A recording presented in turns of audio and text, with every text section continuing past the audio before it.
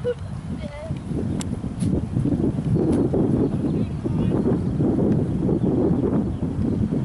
der 1 minut til start på stævne nummer 31, det er Monika Jensen og Rosalina. Stævne nummer 30, Henrik Bjørn er godt undervejs, han er fejlfri til og med forhindring nummer 11.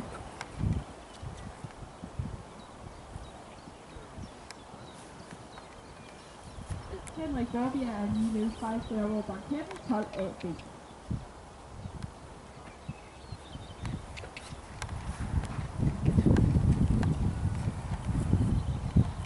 Stævne nummer 30 er fejlfri over forhindring nummer 13.